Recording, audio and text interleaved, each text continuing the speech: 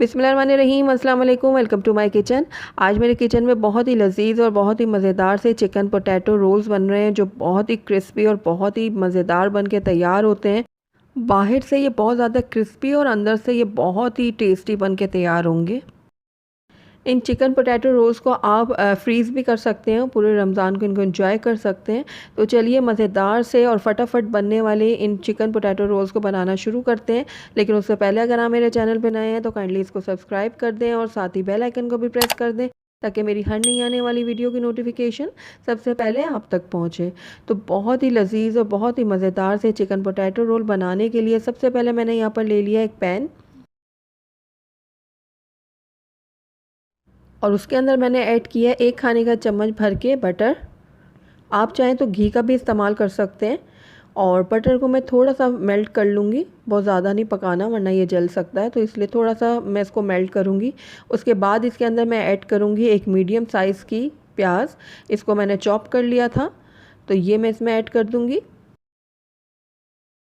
प्याज ऐड करने के बाद इसको मैं हल्का सा करूँगी फ्राई। प्याज को हल्का सा फ्राई करने के बाद इसके अंदर मैं हरी मिर्चें ऐड कर रही हूँ। तो ये 3 से 4 हरी मिर्चें मैंने ली थी, जिनको मैंने छोटा छोटा काट लिया है। तो ये भी मैं इसमें ऐड कर दूँगी। हरी मिर्चों को आप अपने टेस्ट के अकॉर्डिंग कम या ज़्यादा कर सकते हैं। उसके बाद इसके अंदर मैं ऐड करूँगी कुछ स्पाइसेस। तो 1 खाने का चम्मच इसके अंदर मैं डाल रही हूँ कुटी हुई लाल मिर्च, और काली मिर्च डालूँगी इसमें आधा चाय का चम्मच। ज़ीरा पाउडर इसमें डाल रही हूँ 1 चाय का चम्मच। चाट मसाला भी इसमें 1 चाय का चम्मच जाएगा, और चिकन पाउडर इसमें ऐड करी हूँ आधा खाने का चम्मच। अब सारी चीज़ों को मैं अच्छे से कर लूँगी मिक्स, और बिल्कुल लो फ्लेम में मैं इनको पका रही हूँ कुछ सेकंड के लिए, ताकि जो मसाले हैं वो अच्छे से पक जाएं और उनमें कच्चापन जो है वो ख़त्म हो जाए। तो लो फ्लेम में मैं इसको तकरीबन 1 मिनट के लिए पका लूँगी। और अब इसके अंदर मैं कुछ सब्ज़ियाँ ऐड कर रही हूँ। तो यहाँ पर मैंने 3 खाने के चम्मच लिए है बॉइल्ड कॉर्न, और इसको भी मैं कुछ देर के लिए पका लूँगी।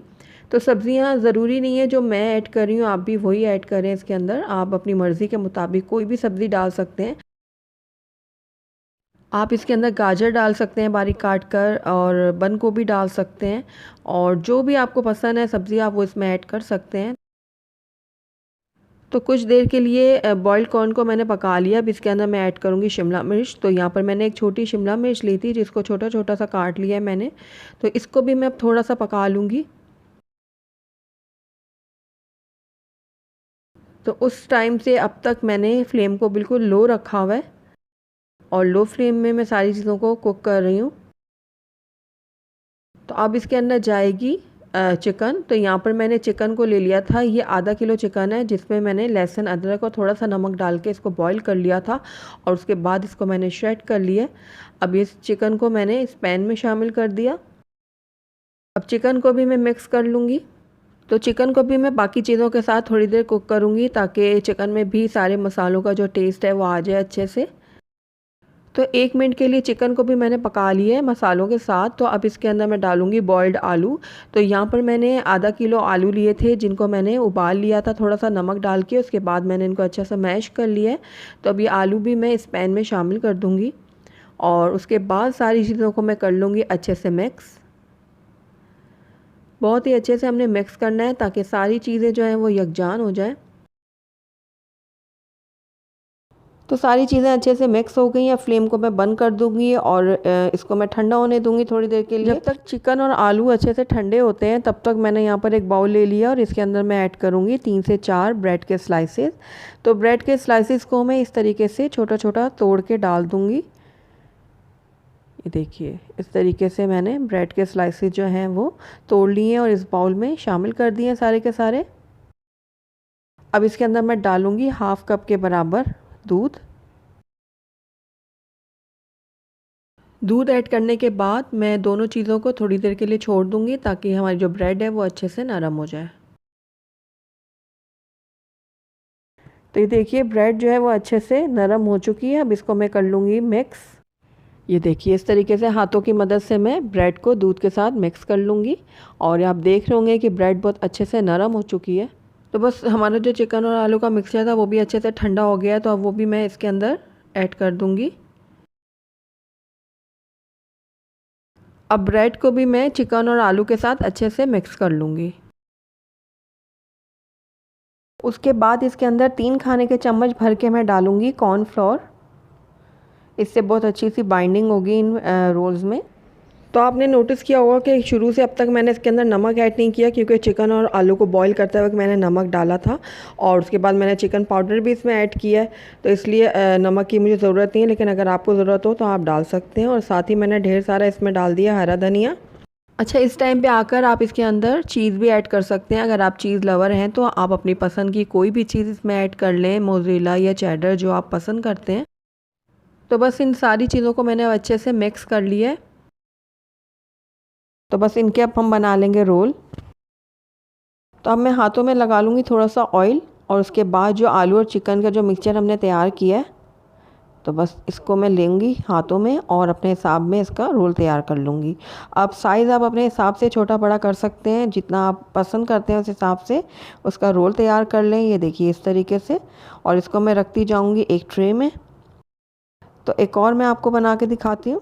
तो ये देखिए छोटा सा बाउल लिया है मैंने, उसके बाद इसको इस तरीके से लंबाई में मैंने रोल कर लिया। और ये देखिए ज़बरदस्त सा हमारा चिकन और पोटैटो का जो रोल है वो बन के रेडी है। तो इसी तरीके से मैं बाकी के रोल भी रेडी कर लूँगी। तो अल्हम्दुलिल्लाह हमारे बहुत ही ज़बरदस्त से चिकन और पोटैटो के रोल जो है वो बन के रेडी हैं। तो आइए अब हम नेक्स्ट स्टेप की तरफ चलते हैं। तो इनकी अब हम कर लेंगे कोटिंग। तो सबसे पहले मैंने यहाँ पर मैदा ले लिया है, ब्रेड क्रम्स ले लिए हैं और 2 अंडे ले लिए, जिनमें मैंने थोड़ा नमक और काली मिर्च डाल के फेंट लिया था उनको। तो अब यहाँ पे मैंने एक चिकन पोटैटो का रोल उठाया, उसको मैदे में कोट किया है इस तरीके से। अच्छे से एक्सेस मैदा में झाड़ दूँगी। उसके बाद इसको मैं डालूँगी अंडे में। अंडे में डालने के बाद भी इसको मैं अच्छे से अंडे के अंदर कोट करूँगी, ये देखिए इस तरीके से। उसके बाद इसको मैं डालूँगी ब्रेड क्रम्स में, और ब्रेड क्रम्स में डालने के बाद भी मैं इसको ब्रेड क्रम्स के अंदर अच्छे से रोल करूँगी। चिकन पोटैटो रोल को मैंने ब्रेड क्रम्स के अंदर डाला है और अच्छे से इसके ऊपर कोट करूँगी, ताकि हमारे जो चिकन पोटैटो रोल है वो बहुत क्रिस्पी से बन के तैयार हो। तो देखिए इस तरीके से हम सारे चिकन पोटैटो रोल को रेडी कर लेंगे। तो ये देखिए सारे चिकन पोटैटो रोल जो हैं वो बन के रेडी हैं फ्राई होने के लिए।